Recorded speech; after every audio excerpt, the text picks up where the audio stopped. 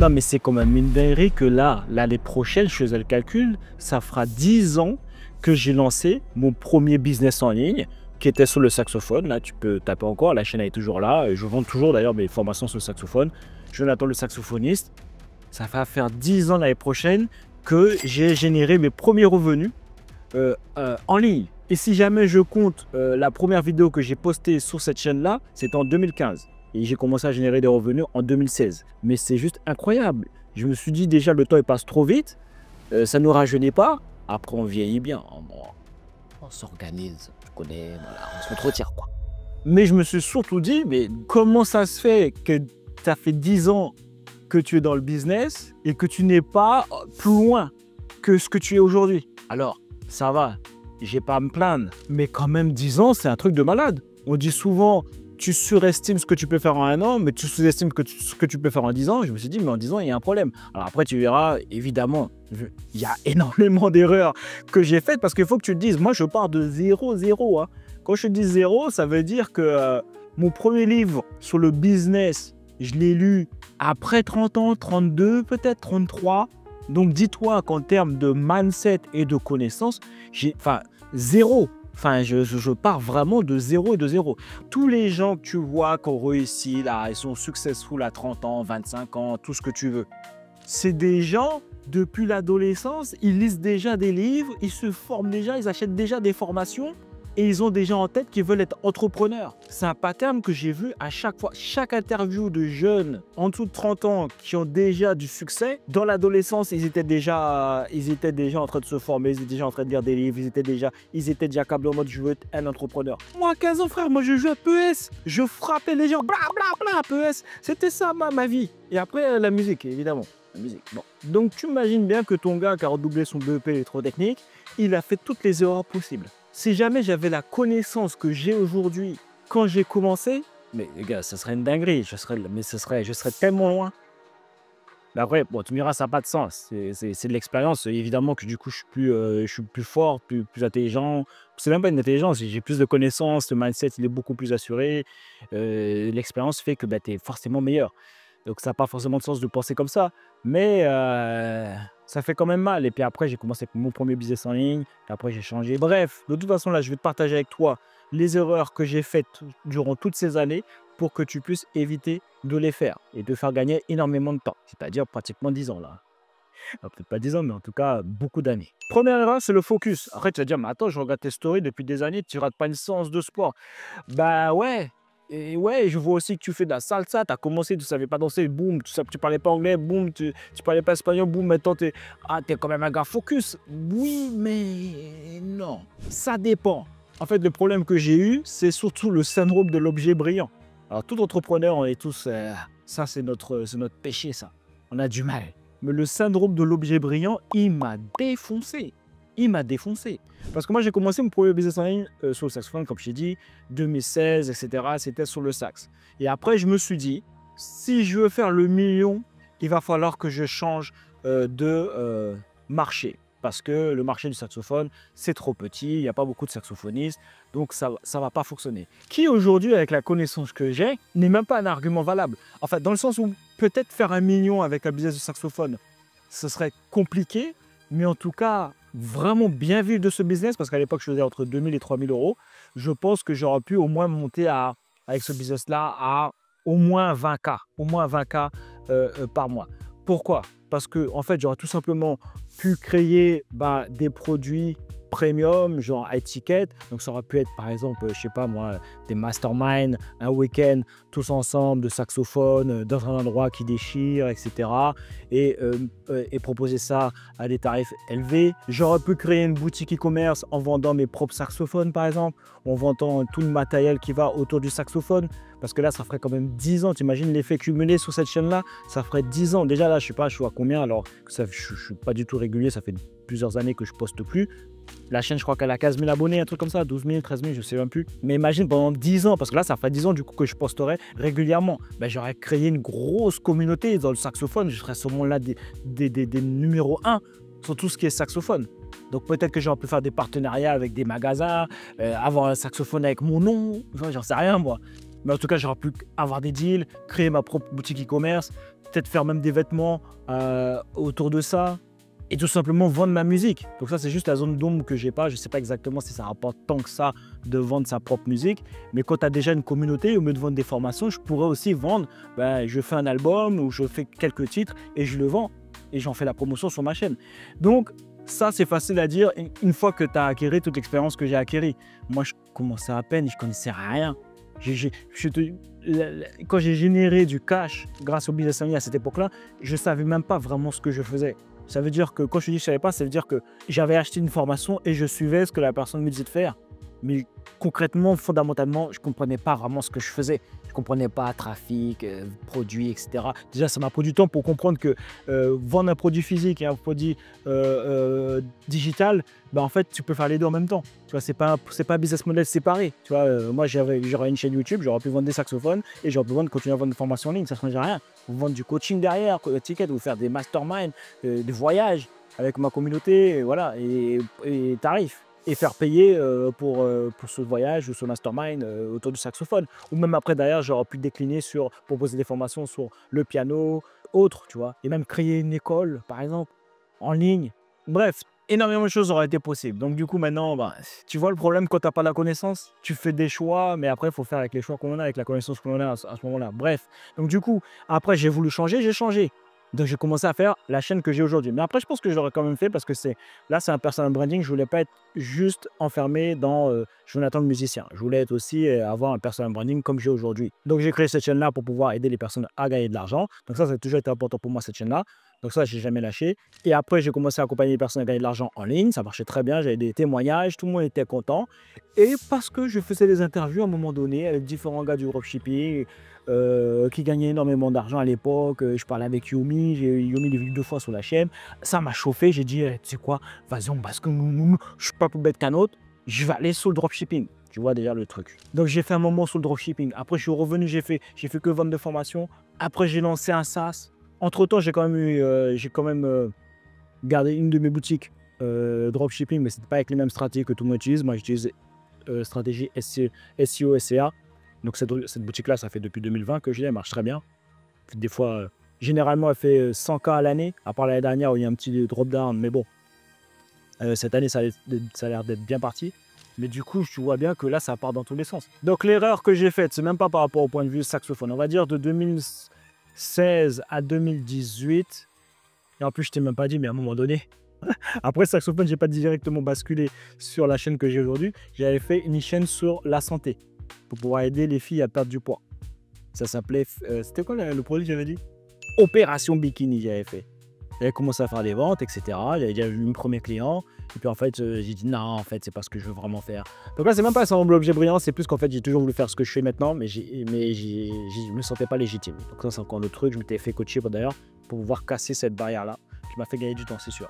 Donc à la limite de 2016 à 2018, ça va, je me pardonne. Même si j'ai voulu passer du saxophone à mon personal branding, c'est pas trop grave. Mais après, quand j'ai commencé mon business de coaching en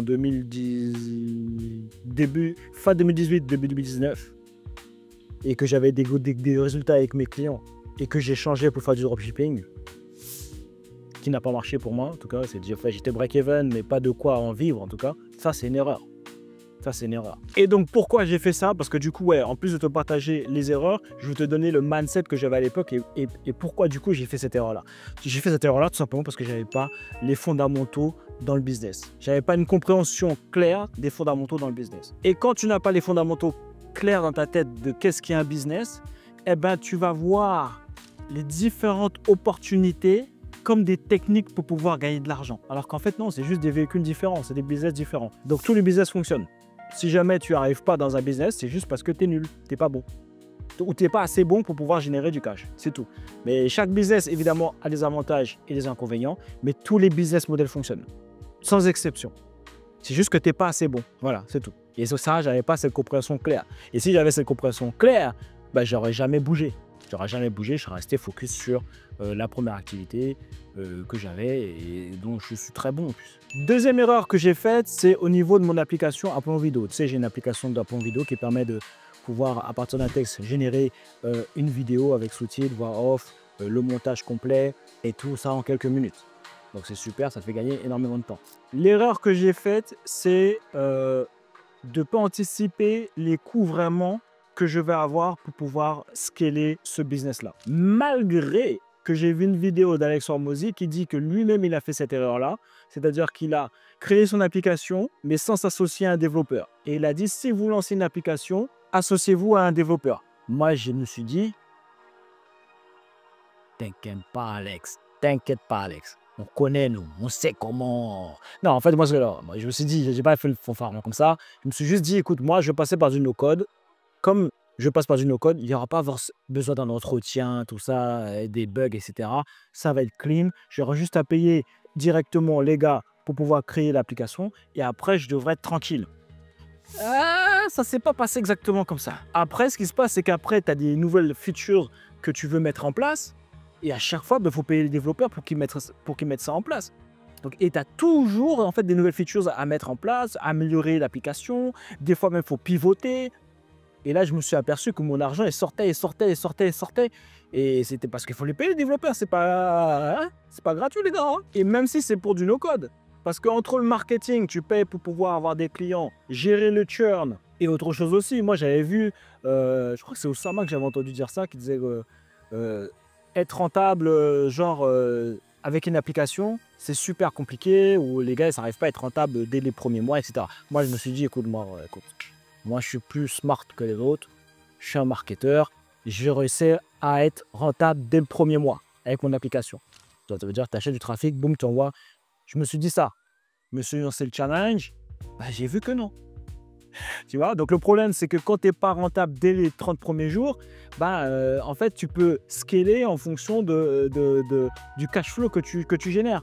Donc, si tu es rentable au bout de 2-3 mois, si tu n'as pas fait de levée de fonds ou tu n'as pas d'investisseurs qui t'ont donné du cash, tu es bloqué en fait. Donc, je me suis retrouvé en train de taper dans mes économies, plus des bugs, payer les développeurs. C'était une galère. Donc, les grosses erreurs de ne pas m'être associé avec un développeur et ne pas écouter les gens qui ont déjà, ils te disent. C'est fou ça. J'ai entendu, hein, c'est rentré là, mais je me suis sorti un truc, voilà, je me suis disquetté moi-même. Non, t'inquiète, moi je vais réussir. Non, voilà, en fait, je suis comme tout le monde, voilà, je suis pas plus smart que les autres, voilà. Donc du coup, la nouvelle stratégie, je suis parti qu'en organique et en email à froid, mais finalement, on va voir ce que je vais en faire, est-ce que je vais la revendre, je sais pas encore. Mais bon, bref, en tout cas, maintenant, en tout cas, tu sais ce qu'il ne faut pas faire. Troisième erreur que j'ai faite, c'est d'investir avec des personnes qui, en vérité, quand tu y penses, c'était des débutants. En fait. Ça veut dire que j'ai donné de l'argent à un gars qui m'a dit « Ouais, je vais te faire du clé en main. » Même si, évidemment, il avait quand même une expertise dans l'immobilier. Mais tu lui dis « Vas-y, je vais lui donner de l'argent clé en main, il va me livrer, etc. » Et au final, non, ça ne se passe pas forcément, quoi. Tu vois. Ou donner de l'argent à un gars, tu lui fais confiance, je sais pas pourquoi, tu lui fais confiance, tu penses que voilà, tu vas donner ton patrimoine, il va gérer pour toi, il va faire les tradings pour toi, le trading pour toi, il va gérer ton portefeuille, et finalement l'argent, je suis en train de voir dessus, là, ça va bientôt arriver. Et en fait, tu récupères jamais ton argent. Voilà. Bon, j'avais aussi investi à Cleveland, je sais pas si tu as entendu parler de ce genre de deal qui se passait, je sais pas si c'est toujours, je pense que c'est un scam, les gens ont capté maintenant, où le gars il disait vas-y je m'occupe de tout, je suis sur place, t'inquiète pas, là les maisons à Cleveland c'est une dinguerie, on les rachète, on les rénove, on a une agence en plus sur place, les gens sont trop contents de louer nos maisons, tu peux avoir du 12 à 13%, tu vois 12 à 13% tu te dis pas, non. Tu ne te dis pas que c'est un scam, 12 à 13%, je veux dire, ça se fait quand même. Ouais, 12 à 13%, on s'occupe de tout. Tu fais le virement, voilà, boum, les maisons ne sont pas chères, 80 000 $. C'est combien j'avais acheté 80 000, 89 000. Ouais, t'inquiète, il n'y a pas de souci. Donc moi, je fais le virement, boum, pas de problème. La première année, ça se passe bien. Enfin, je crois que ça se passe bien. La première année, ça se passe bien, je touche les loyers, je dis, c'est bon, là, 12, 13%. Vas-y, je crois que je vais tout investir à Cleveland. Au final, après un an, le gars, il dit, ouais, bon, finalement, on ferme, on va vous changer la gestion des locataires, on va les changer, on va tout mettre sous une autre agence. Tu vois, tiens, bon, ok.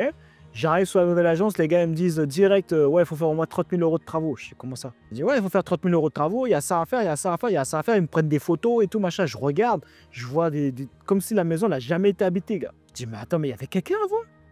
Parce que je sais pas qui il ment. Parce que le gars avec qui j'ai travaillé, il me dit, non, mais les gars, il faut faire attention aux États-Unis, essaie de mettre des douilles aux gens, vérifie quand même, nanana. Donc je sais pas qui ment, qui dit la vérité. Après, je dis aux gars, les nouveaux, je dis, prends des photos. Ils me prennent des photos, je vois vraiment que la maison, elle est délabrée. Il n'y a pas eu de travaux, il n'y a pas eu de trucs. Et le gars d'avant, il m'a dit qu'il a fait tous les travaux, tout était clean, la maison, elle est propre, tout. Il avait pris des photos, il m'avait envoyé des photos, je voyais des trucs clean. Et là, je vois, c'est où le locataire qui était là avant, c'était, il a foutu le bordel, il est parti comme ça, ou en fait, il n'y a jamais rien qui a été fait. Et au final, franchement, j'ai cru plutôt les nouveaux agents, parce qu'à un moment donné, ils m'ont même dit, écoute, tu sais quoi, nous, on ne va même pas s'en occuper. On va pas s'en occuper, vaut mieux que tu le vendes parce qu'on mettra pas un locataire dessus, il y a trop de problèmes. Parce qu'après on a mis un locataire dedans, ils ont mis un locataire dedans, mais il y avait trop de trucs à changer. J'ai eu des factures de 10 000, 6 000, des trucs, le truc était en train de m'étouffer, gars. Et je pouvais même pas le vendre à un prix correct. Je crois que j'ai vendu ça au final à 18 000 $. Donc t'imagines, j'ai de 89 000 $ avec toutes les dépenses que j'ai dû faire entre temps, plus rien du tout. J'ai vendu ça au final 18 000, 19 000 $.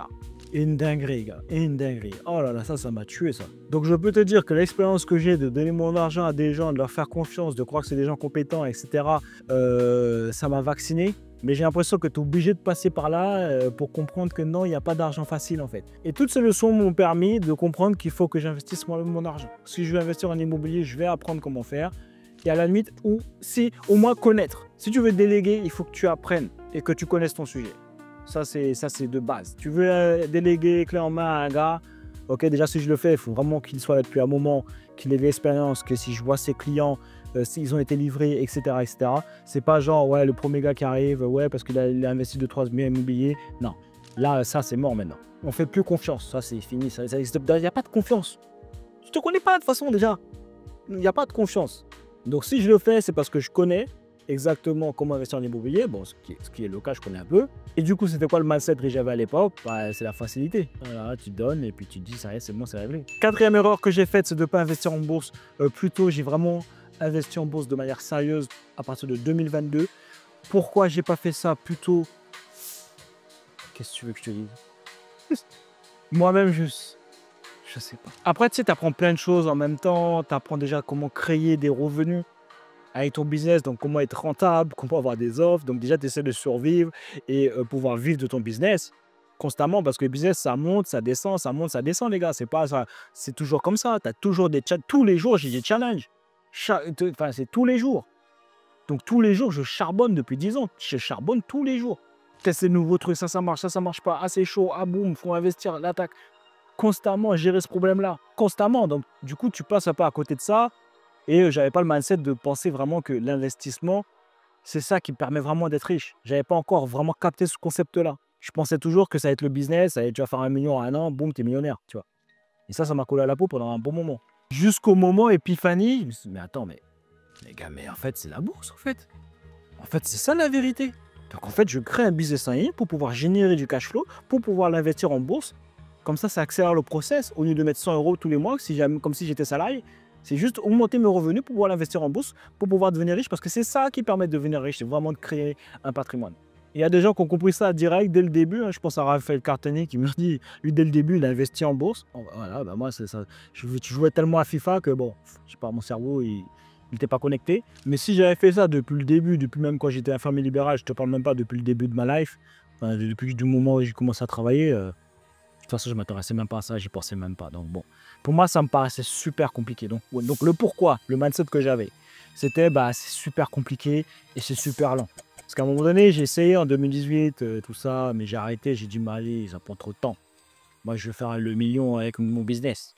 J'avais essayé, j'avais acheté une formation, mais je comprenais rien au vocabulaire, ça me paraissait super compliqué, ça me paraissait seulement pour les guides, quoi. Alors qu'en vérité, c'est une obligation. Il faut que tu investisses, il faut que tu crées ton patrimoine, en fait.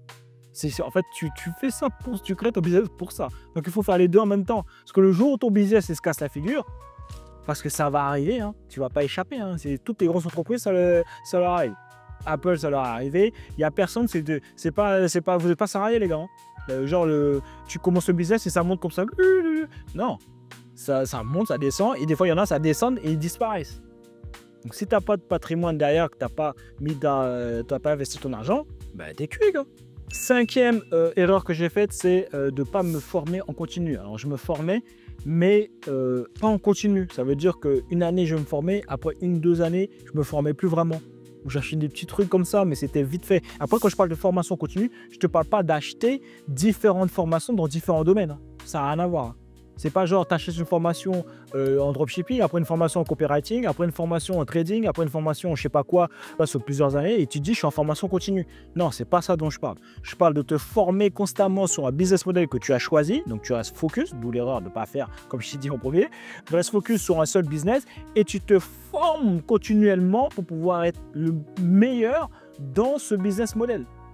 Donc, si jamais c'est Amazon, je ne connais pas Amazon, mais tu achètes des formations constamment, tu t'entoures des meilleurs, tu payes les meilleurs pour pouvoir toujours être le meilleur, avoir la meilleure connaissance et les meilleures stratégies à implémenter sur ce business-là. C'est ça la formation en continu. Donc ça, c'est super important. Te former en continu pour pouvoir atteindre tes objectifs. Après, évidemment, si jamais dans ton business model, tu as besoin d'être meilleur dans le copywriting, par exemple, bah, tu reprends une formation copywriting pour le Amazon, pour pouvoir t'améliorer, pour pouvoir faire tes trucs sur Amazon. Je ne connais pas Amazon. Et je peux t'assurer qu'à chaque fois que j'ai arrêté de me former, bah, j'ai stagné.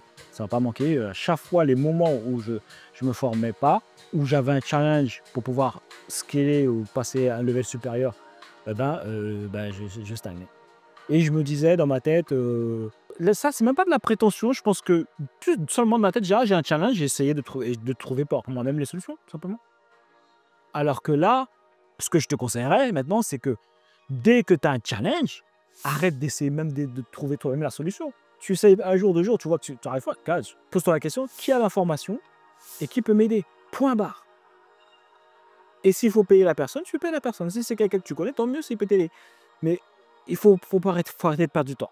Ça fait 10 ans, les gars. L'année prochaine, ça fera 10 ans. Je suis dégoûté. Après, je suis dégoûté. Non, ça va. Je suis content de ce que j'ai accompli. C'est cool, tu vois. Mais j'aurais pu faire largement mieux. Et donc, du coup, c'est quoi le mindset que je pense que j'avais et pourquoi ce mindset m'a conduit à faire cette erreur-là? C'est que je pense que dans ma tête, je me suis dit, je suis une machine de guerre et je vais pouvoir faire tout seul. Je vais pouvoir le faire tout seul. C'est une grosse connerie. Personne n'arrive tout seul. Parce que si jamais tu savais déjà, tu le ferais déjà. 6e erreur, c'est de ne pas mettre de l'argent de côté. Alors, ça rejoint un petit peu l'investissement, mais en même temps, si tu ne mets pas d'argent de côté, ça va être compliqué d'investir. Parce que tu investis quoi si tu n'as pas d'argent de côté? Donc ça, j'ai envie de te dire, juste ça, si jamais tu ne fais pas cette erreur-là, tu ne fais pas l'erreur de ne pas mettre de l'argent de côté, déjà, tu es bien. Déjà, tu mets en PLS, mais je ne sais pas, là, au moins 80% des entrepreneurs. Parce que tous les entrepreneurs que tu vois, les gars ne mettent pas d'argent de côté. Hein. C'est vraiment 2 games différents. Investir et créer du cash, c'est 2 games différents. Hein. Pour pouvoir s'enrichir, il faut savoir créer des revenus. Donc ça, c'est ce que tous les entrepreneurs font. Après, savoir mettre l'argent de côté, l'optimiser, tu t'expatries, payer le moins d'impôts, etc. Comme tu t'organises. Et après, c'est investir cet argent-là. Et tout ça, c'est des compétences, 3 compétences différentes. Donc tu peux avoir seulement savoir créer des revenus. Il y a beaucoup d'entrepreneurs qui ont que cette qualité-là. Et il suffit juste qu'il manque un virage, le marché échange et puis après ils disparaissent. Parce qu'ils n'ont pas créé un patrimoine sur lequel se reposer au cas où il y a un souci ou pour pouvoir réinvestir ou pour pouvoir pivoter. Parce que ça, je le répète, je pense que je suis le seul à le dire, peut-être l'un des rares à le dire, le business, les gars, c'est pas genre une fois que tu as commencé à générer tes premiers euros, ça y est, tu vas devenir riche. Enfin, ça y est, tu crois que ça va monter comme ça toute la vie? Non, il y a des moments, ça va être des belles années, il y a d'autres moments, ça va descendre. Si jamais tu n'as pas mis de côté pendant toutes tes belles années, quand ça va descendre, tu vas disparaître. Tu vas retourner au salariat. J'en connais beaucoup qui ont fait ça. Enfin, j'ai entendu beaucoup de gens qui m'ont dit il y en a beaucoup qui sont partis au salariat. Les gars qui sont allés à Dubaï, 1 an après, quand il fallait renouveler les visas, là, ou 2 ans, je ne sais plus combien de temps, ils sont retournés au salariat. Donc, c'est pas genre, ouais, je fais beaucoup de cash et de croire que ça y est, ça va rester comme ça à vie. Donc, du coup, je dépense tout ce que je fais rentrer parce que de toute façon, ça va tomber à vie. Non, ça s'appelle, quand tu as ton business, tu es indépendant financièrement. Donc, tu es ton propre patron. La liberté financière, c'est quand tes revenus sont générés par tes investissements, dividendes, loyers, CC immobilier, etc. Donc souvent, il y a la confusion. Comme les gars, ils n'ont pas d'expérience dans le business, ils arrivent 1 an, 2 ans, ils sont contents, ils font de l'argent, et puis après, 3e année, oh mince, qu'est-ce qui se passe? Ah, c'est chaud. Je pensais que ça allait tout le temps être comme ça. J'avais même parlé avec quelqu'un, je me rappelle, il me disait, dans ses premières années, ou la première, deuxième année, il disait même, ah, j'ai la flemme de travailler, je fais tellement d'oseille maintenant. Et puis après, il est arrivé ce qui arrive à tout le monde, c'est qu'à un moment donné, le business, il descend. Et là, alors, je ne savais pas à l'époque. Je pensais que ça allait être tout le temps comme ça. Le business, c'est du business qu'on fait. Et l'erreur que l'on fait, c'est de croire que c'est des techniques pour gagner de l'argent, comme si c'est un truc, je sais pas, un truc. Non, c'est du business, sauf que c'est en ligne. Donc, mets de l'argent de côté. Si jamais juste tu fais ça, déjà, t'es bien déjà. Après, le mieux, c'est de l'investir, évidemment. Et c'est pour ça que moi, j'aime bien la bourse, parce que c'est liquide. Donc, comme ça, c'est rapide. Tu as l'argent sur ton compte. Société, boum, tu fais le virement directement sur ton broker. Et ça y est, c'est réglé, il n'y a pas de paperasse, il n'y a pas de machin, c'est pour ça que j'aime bien. Et puis c'est liquide, donc c'est très bien. Et le mindset que j'avais à l'époque, même si j'ai pas été un gars forcément dépensier, c'était plus, ouais, moi j'ai réinvesti dans mon business. D'avoir un pourcentage que tu mets de côté tous les mois.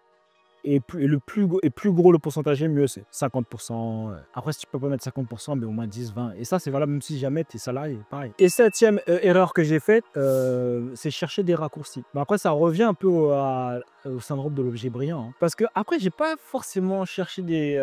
Dans le mindset, j'essaie de me trouver des excuses, les gars. Dans le mindset, c'est pas que j'avais genre l'envie de chercher des raccourcis, etc.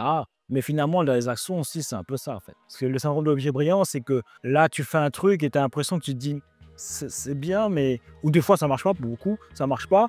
Et tu te dis, mais là, ça a l'air d'aller super vite, là, les gars, ils ont grave de l'oseille. Et donc, du coup, tu vois là, tu te dis, c'est plus facile. Erreur. Donc, le mindset qui m'a fait faire cette erreur-là, c'est genre... c'est plus facile ailleurs. Ça doit être plus facile ailleurs. Et ça, je le vois au quotidien, hein, des gens que j'accompagne. Jusqu'à maintenant, les gens font les mêmes erreurs. Pourtant, on répète les mêmes choses depuis des années, mais après, tu me diras, les gens viennent d'arriver, ils ne connaissent pas. Mais c'est pas plus facile ailleurs. C'est un autre business model, il y a des avantages et des inconvénients. Chaque chose que tu feras, il y aura des challenges. Voilà. Après, bien sûr, dans le marketing, les gars, ils te disent, ouais, ça va glisser, etc. Je sais pas. C'est dur. Voilà, c'est dur. Dans tous les cas, ce sera toujours dur. Après, si jamais tu es déter, tu as les coronesses, les gens que j'accompagne et qui appliquent ce que je dis, ils ont tous des résultats. Ils génèrent tous du cash. Il n'y en a pas un qui n'a pas fait une vente. Hein. Donc ouais, et même en étant débutant. Donc n'hésite pas à me dire ce que tu en penses toi en commentaire. Si jamais tu veux aller plus loin avec moi, tu es déjà un coach, tu as déjà commencé à générer 2000 € par mois et tu veux que je t'aide à faire 10-20K par mois, clique sur le lien qui est dans la description. Ou si jamais tu veux vivre de ta passion, même si tu es complètement débutant, tu as aussi un lien dans la description. Donc les gars, on lâche rien et on reste déterminé. Il y a eux et il y a nous. Je vais être encore. Cet outil est idéal pour pouvoir gérer des chaînes YouTube sans montrer son visage et générer des revenus complémentaires. Laisse-moi te montrer comment ça fonctionne. Tout d'abord, demandez à ChatGPT les 50 niches qui rapportent de l'argent sur YouTube. J'ai choisi animaux et soins pour animaux. Ensuite, allez sur YouTube et tapez les meilleures activités pour chiens. Puis triez par vue. Par exemple, ce titre, c'est bien. Il a plus de 1,2 million de vues. Donc on sait que c'est bon. On peut voir ici que cette chaîne génère entre 120 € et 2000 € par mois. Donc on peut partir là-dessus. Donc maintenant la partie amusante. Allez sur apollonvideo.com. Vous pouvez créer des vidéos incroyables en quelques minutes. Ici, il suffit de taper un texte pour pouvoir générer une vidéo. Donc ce que l'on va faire par exemple, c'est qu'on va prendre le titre qui a déjà généré plus d'1,2 million de vues pour pouvoir générer la vidéo. Ensuite, appuyez sur générer. Et voilà, c'est tellement facile que c'est insolent. Et si vous voulez changer quelque chose, il vous suffit d'appuyer sur éditer et vous pouvez changer le script si jamais vous voulez changer la première phrase. Vous pouvez aussi changer la scène vidéo, la première scène vidéo par exemple. Une fois que vous êtes satisfait, vous mettez appliquer les changements, exporter la vidéo et publier sur YouTube et commencer à gagner vos premiers euros. Rendez-vous sur Apollon Vidéo, cliquez sur le lien maintenant dans la description pour pouvoir tester l'outil gratuitement pendant 7 jours.